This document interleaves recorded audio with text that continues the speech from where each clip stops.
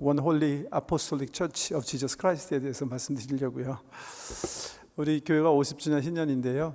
사도행전 읽어나가면서 특별히 교회가 어떤 곳인지, 교회의 본질적인 면을 좀 이렇게 살펴보려고 해요. 왜? 이 사도행전은 성령님께서 처음 이렇게 만들어내시는 교회들에 대한 이야기, 역사 이야기거든요.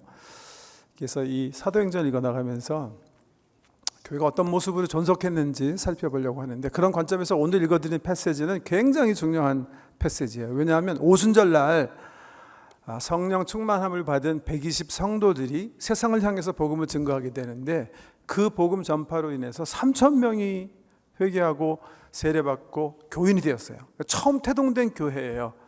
그래서 오늘 읽어드린 본문 바로 앞절에 보면 그 말을 받은 사람들은 세례를 받음에 이날에 신도의 수가 3,000이나 더하더라.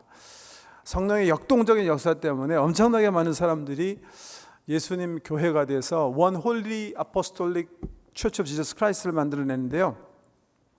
그 모습을 그냥 있는 그대로 소개하는 거예요. 그러니까 사실 이 본문 말씀은 성도님들이 그냥 읽고 지나가면 안 되고 머릿속으로 담고 우리 우측뇌를 사용해야죠. 상상력을 사용해서 이렇게 한번 그려봐야 돼요.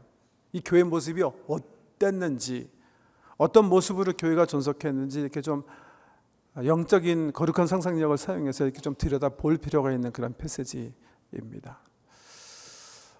오늘 세 가지 관점에서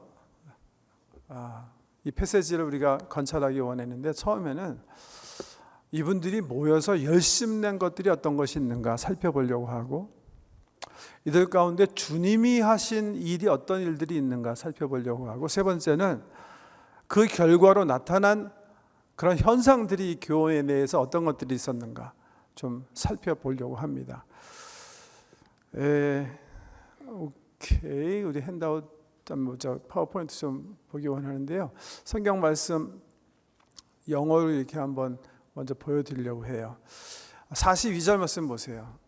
And they devoted themselves to 1. The apostles' teaching, 2. Fellowship, 3. The breaking of bread, and 4. The prayer. 이렇게 되어 있어요. Devoted themselves to 무슨 말인지 아시죠? 함께 헌신적으로 열심히 일을 했다 이렇게 얘기하시면서 네 개를 딱 소개하고 있는데, 제가 왜 먼저 영어 성경으로 보여드리냐면 이게 RSV 버전이에요. Revised Standard Version. 헬라어 성경을 가능하면 문자 그대로, 단어 그대로 번역해서 옮겨놓은 거예요. 문맥이 조금 이렇게 문장이 부드럽지 않더라도 의역하지 않고 있는 그대로 옮기려고 애쓴 성경 번역본 중에 하나가, 대표적인 것이 RSV라는 그런 표준 번역인데요. 헬라어 그대로 번역해 놓은 건데 우리 한국말 성경이랑은 조금 다소 좀 다르죠. 왜냐하면 42절에 보면 그들이 사도의 가르침을 받아 서로 교제하고 떡을 떼며 그 다음에 오로지 기도하기 힘쓰니라 그렇게 번역해놔서, 이분들이 앞에 세 개는 그냥 하고 기도하는 일에만 전심전력한 것처럼 그렇게 번역되어 있는데 그렇지 않아요. 물론 RSV뿐만이 아니라 NIV에도 이렇게 번역해놨어요. They simply devoted themselves to, 네 가지 일에 열심낸 거예요. 이렇게 설명한 다음에 42절부터는 실질적으로 42절 이후 47절까지 말씀 살펴보면 이 42절 말씀의 해석이에요. 좀 더 자세하게 설명하는 구절들이에요. 그래서 이 네 가지를 좀 살펴보기 원하는데, 첫 번째는 이들이 열심낸 건 넘버 1, 배우는 일에 힘쓰는 거예요. And they devote themselves to the apostles' teaching 이렇게 하고, 43절에 보면 설명하기를 Fear came down upon every soul and many wonders and signs were done through the apostles.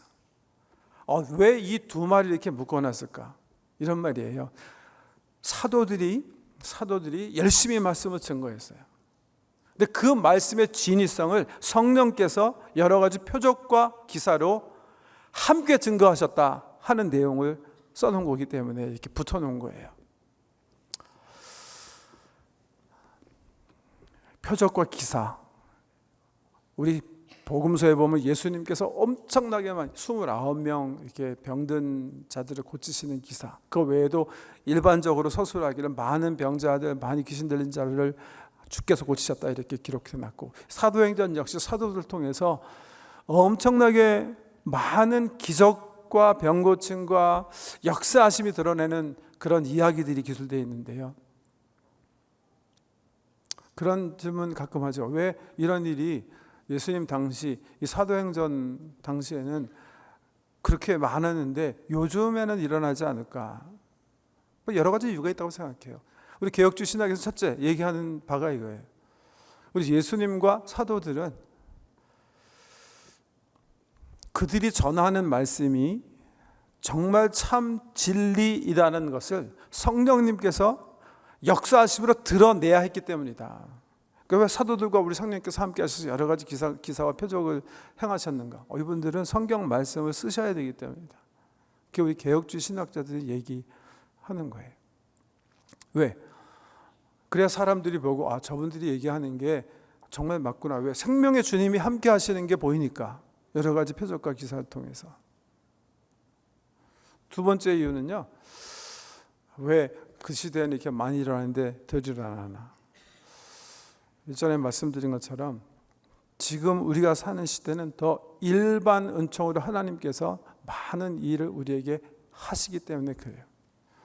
일반 은총, 특별 은총이 있는데 특별 은총은 이렇게 성령께서 강력하게 역사하셔서 초월적인 은혜를 이렇게 드러나 보이셔서 하나님 살아 역사하심을 우리에게 알리시는 일인데, 일반 은총은 하나님께서 만드신 질서 자연을 통해서, 예를 들면 치유의 경우에 지금 옛날에 없었던 좋은 의약품, 의사, 약사, 돕는 모든 어떤 의료진들을 통해서 우리에게 주시는 은총이 너무 큰 거예요. 일반 은총으로 하나님께서 많은 은혜를 우리에게 베풀어 주시기 때문에 자연적으로 특별 은총은, 이 일반 은총과 특별 은총을 성경적으로 보여주는 그 사건이 구약에 있어요. 어떤 사건이에요? 출애굽 사건이에요. 출애굽한 백성들이 사막길을 가게 돼요. 얼마 동안? 40년 동안. 거기 가보시면 정말 이 광야라는 게 이렇구나 막 느끼시게 되는데, 정말 햇빛 짱짱 내리쬐는 모래의 사막이에요. 먹을 게 없어요. 하나님께서 어떻게 이들을 보호하세요? 낮에는 구름 기둥으로 해를 가려주시고 밤에는 불 기둥으로 사막에서 춥지 않도록 보호해 주세요. 그러면서 뭘 공급해 주시죠? 만나와 메추라기를 공급해 주세요. 왜? 필요한 일용 양식을 다른 방법으로 구할 수가 없기 때문에. 40년 광야 생활 마치고 가나안 땅에 들어가게 됐어요. 하나님께서 계속해서 불기둥 구름기둥으로 보호해 주시고 이들에게 만나와 메추라기를 공급해 주셨던가요? 천만의 말씀이에요. 가나안 땅에 입성하는 즉시 하늘에서 만나와 메추라기는 그날로 오죠. 왜요? 가나안 땅에 들어가서 집 짓고 농사 짓고 양 치고 해서 스스로 경작해서 먹을 수 있는 일반 은총이 이들과 함께하기 때문에. 두 번째 이유, 제 말씀을 드렸다면, 세 번째는 이제 그런 우리 개혁주의 이해에 대한 어떤 반론인데요. 그렇다고 이 기적이, 표적이 성령께서 하시는 역동정사가 멈춘 거 아니에요. 만약에 그런 일을 우리가 경험하지 못한다면 제 생각으로는 우리는 주님께서 우리에게 부탁하신 거 안 하기 때문에 그런 거예요.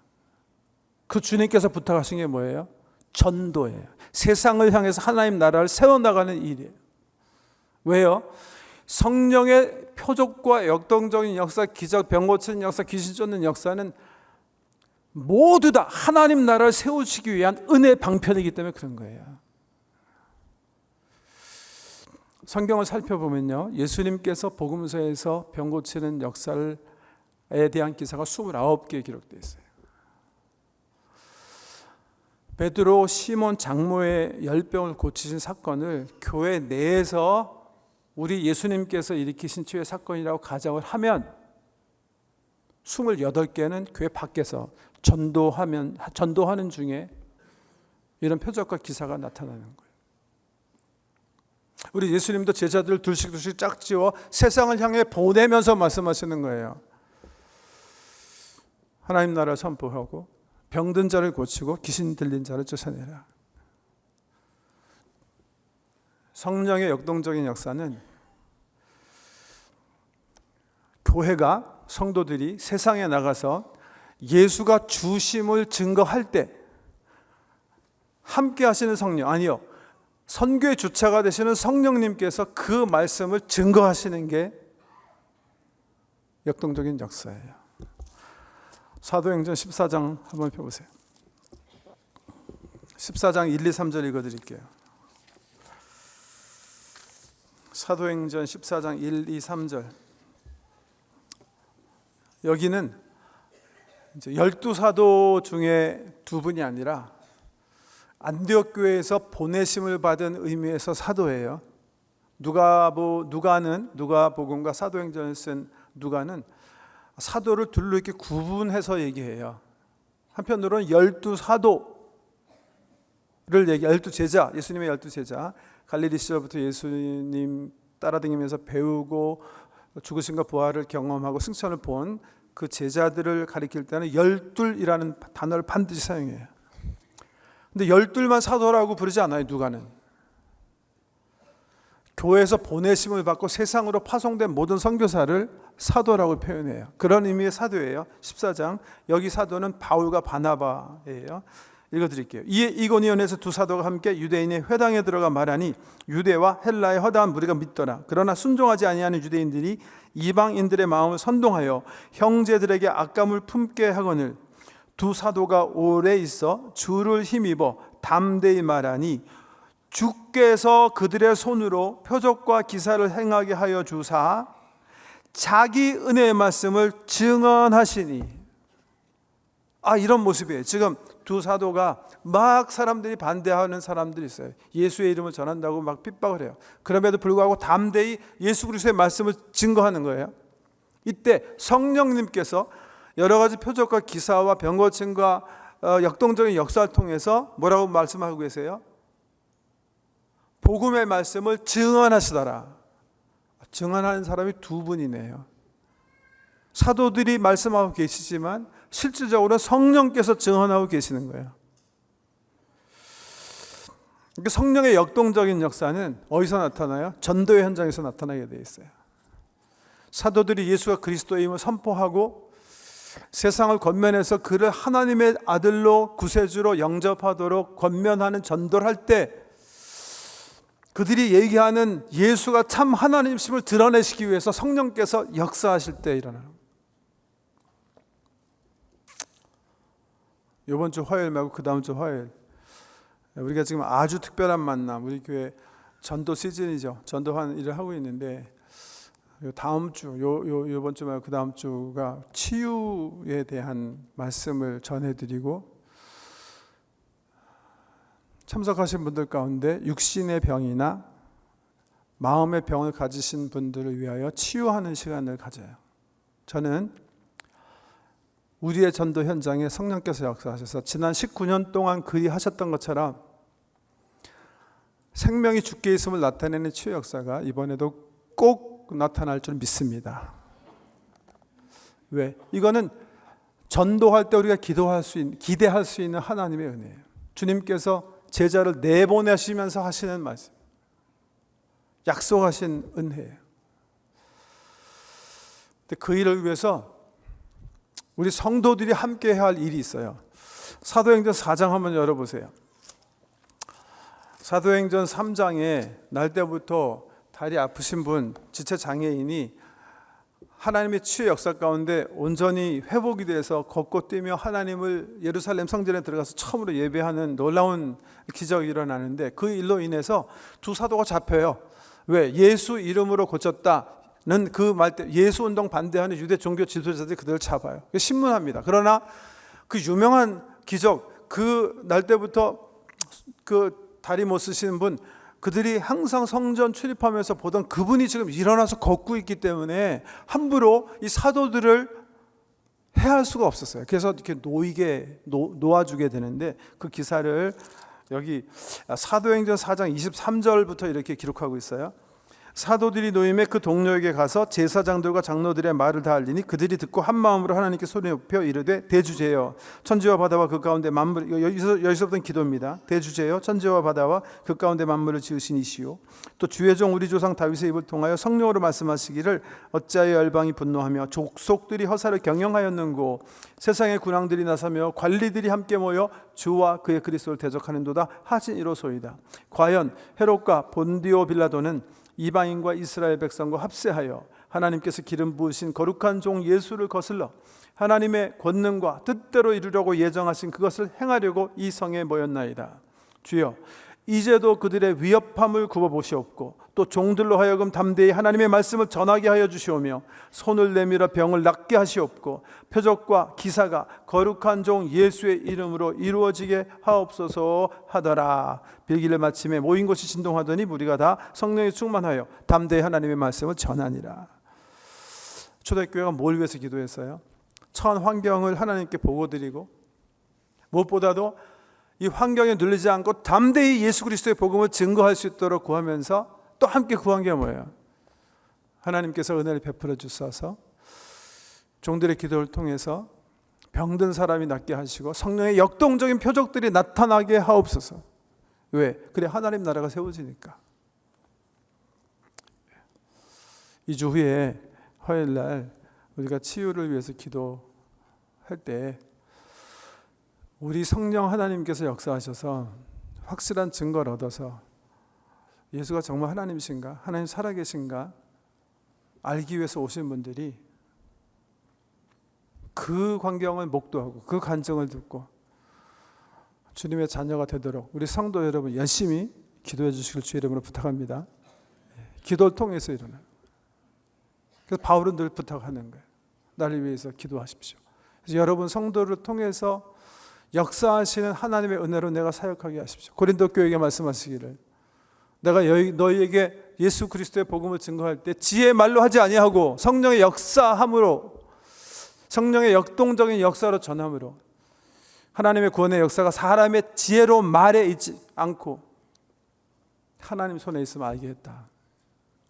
그런 은혜가 우리 교회에 항상 있기를 주의 이름으로 축복합니다. 성도들이 열심히 노력해야 되는 거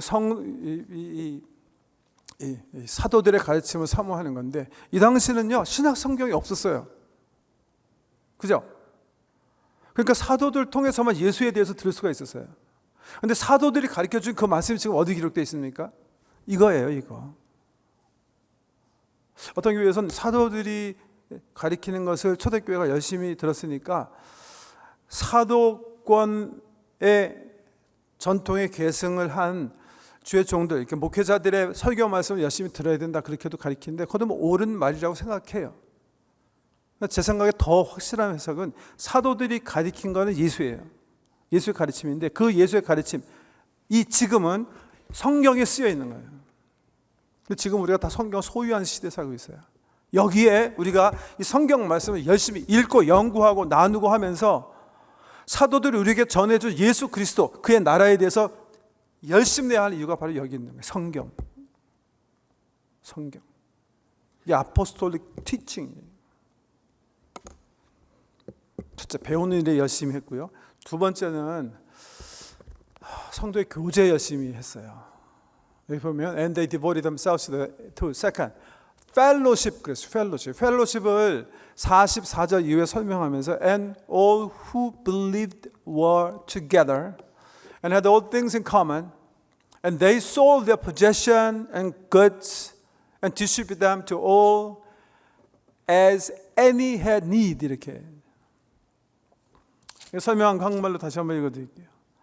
믿는 사람이 다 함께 있었고 모든 물건을 서로 통용하고 또 재산과 소유를 다 팔아 각 사람의 필요를 따라 나눠주며 이렇게.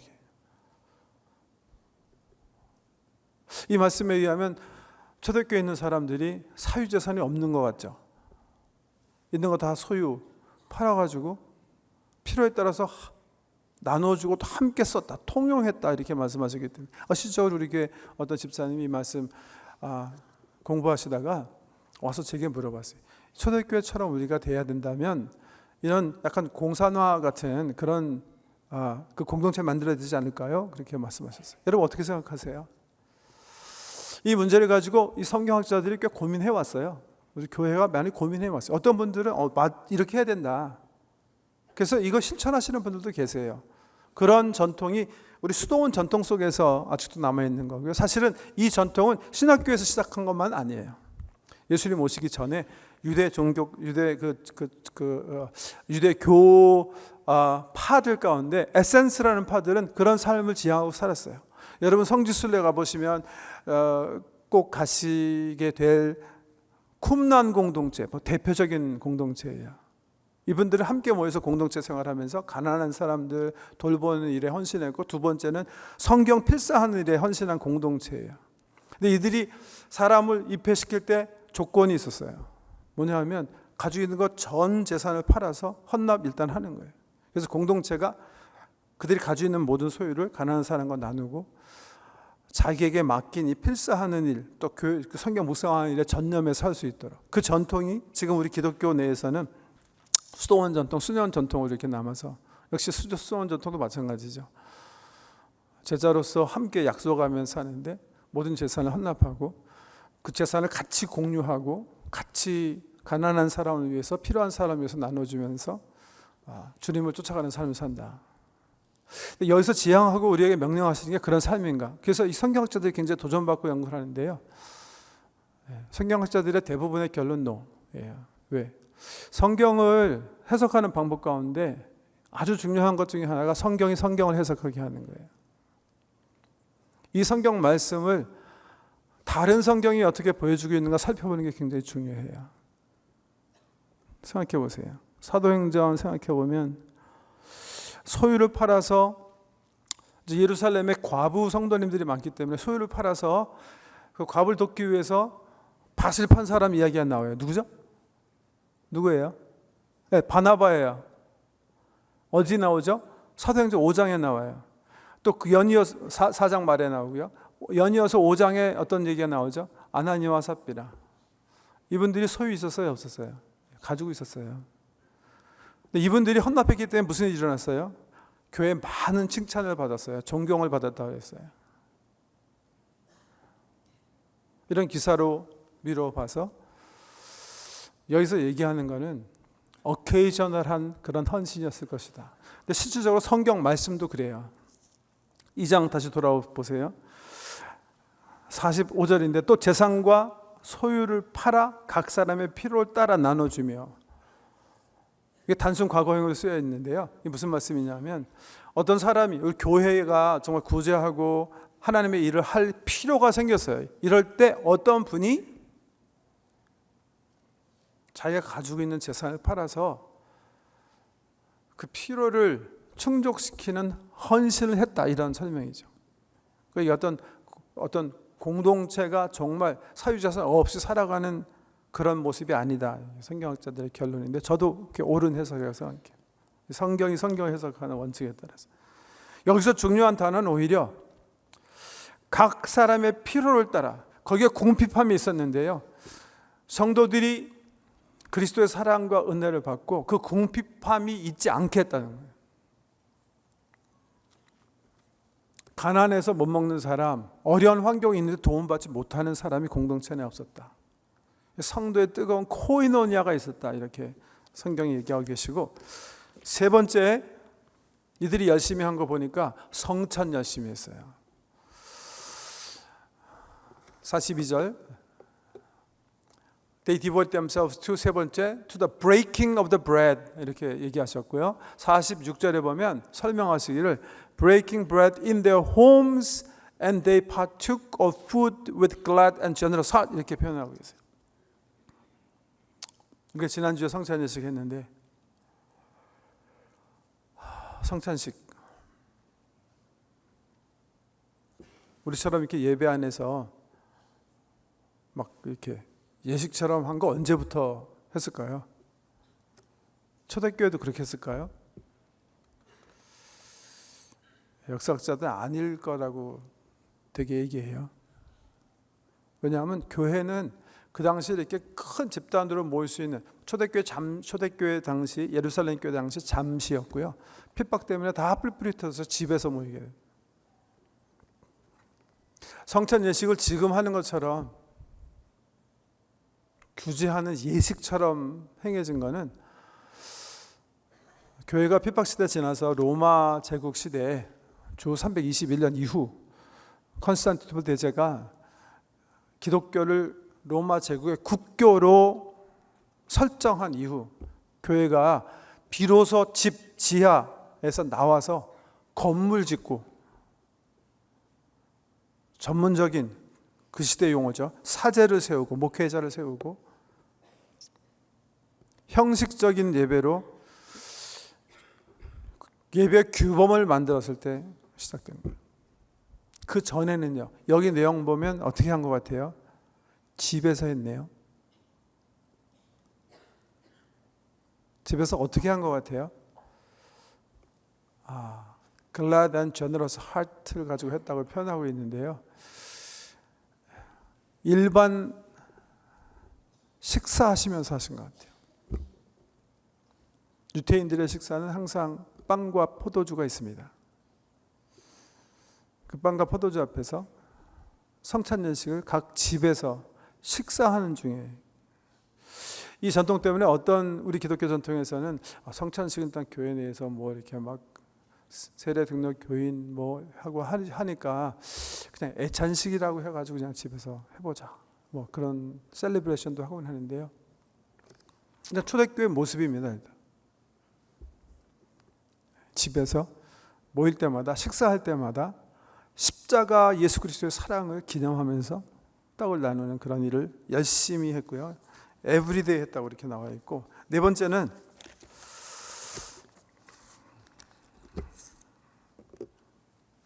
네, 42절 마지막에 빨간 글씨로 the prayer예요.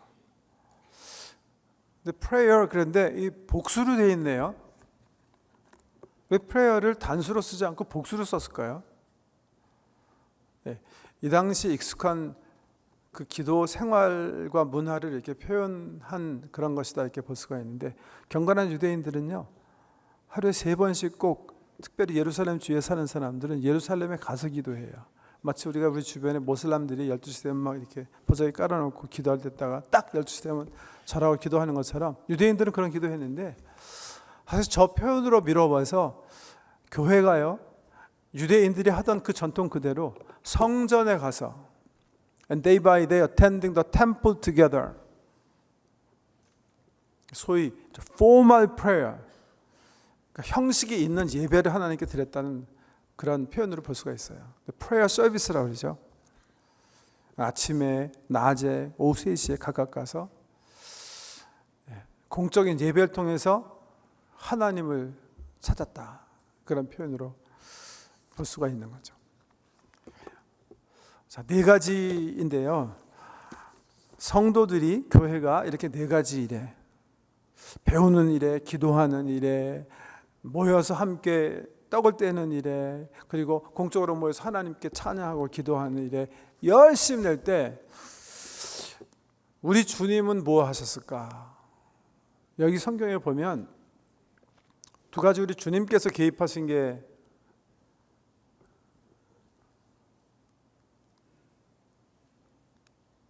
네,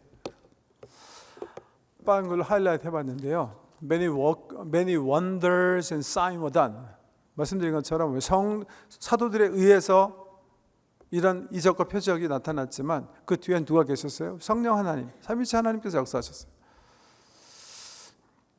설명드렸고요. 47절 이후에 보면 그런데 또 하나 하시는 게 있었어요. 이런 일들을 통해서 우리 주님께서 하신 일, The Lord added to their number day by day those who were being saved. 성교의 주체 되시는 우리 주님께서요 구원받는 사람의 수를 더하셨더라. 그러니까 전도는 우리가 하는 것 같지만 사실은 우리 성령 하나님께서, 우리 주님께서, 머리 되신 주님께서 자기 지체를 결정하시고 자기 지체를 붙이시는 일이다, 그렇게 말씀하고 계시고요. 그 결과 교회에 나타난 일을 살펴보겠습니다. 43절에 보면 fear 이렇게 나와 있어요. fear. 요한일서 보면 두려움은 좋은 것이 아니다. 두려움을 쫓는 것은 사랑이다 이렇게 표현하는데 나쁜 두려움 얘기하는 거 아니고요. 여기서 얘기하는 두려움은 경외함 얘기하는 거예요. 공포가 나타나는 게 아니라 하나님을 경외하는 그런 것이 모인 사람들 속에 있었다 이렇게 표현하고 있어요. 왜? 저는 역동적인 역사 때문에 그렇다고 생각해요. 하나님께서 자기 자신을 드러내셨기 때문에, manifestate 하셨기 때문에. 저는 그래서 참 이 알파 우리 아주 특별한 만남 통해서 매 봄마다 함께 사역하면서 참 많이 은혜를 받아요. 우리 지난 주말인가요? 성령님께서 함께 하셔서 함께 기도할 때에 사모하시는 분들에게 방언의 은사 주셨어요. 몇 분에게는. 근데 그런 것들이 참 좋아요. 왜 좋으냐 하면 방언의 은사를 받으신 분도 그렇고 그 간증을 통해서 하나님 하신 일을 들은 저희들도 그렇고 또 그것을 사모하지만 그런 은혜를 경험하지 못한 분들도 그렇고 공통적으로 나타나는 게 있어요. 살아 역사하시는 하나님에 대한 경외함, fear of God. 잠언에 보면 하나님을 경외하는 것이 지식의 근본이다. 아는 길의 시작이다. 그 경외함. 성령께서 역동적으로 교회 역사하시면, 살아 역사하시는 드러나심의 역사가 나타나면 자동적으로 나타나는 게 경외함이에요. 하나님을 하나님으로 두려워하게 되는. 근데 이 두려움만 나타나는 거 아니에요. 뒤에 보면 뭐예요? gladness. 기쁨이 넘치는 거예요. 기쁨이요. 그 사람들의 마음이 열려서 마음이 후해져요. generous heart. 그리고 하나님을 향해 예배가 올려지는 거예요. 예배하라고 해서 예배하는 게 아니라 하나님을 예배하게 되는 거예요.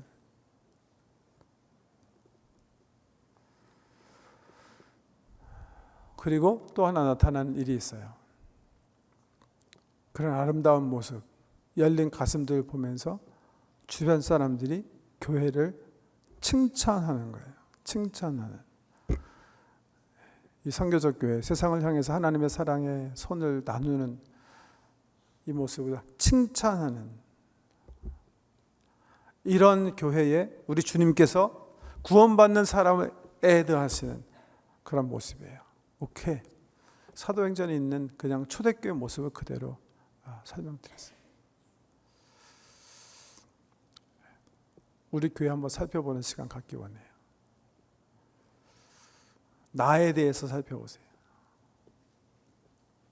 내가 어느 부분에서 우리 초대교회 교회 성도님처럼 살아가야 될지 한번 살펴보세요.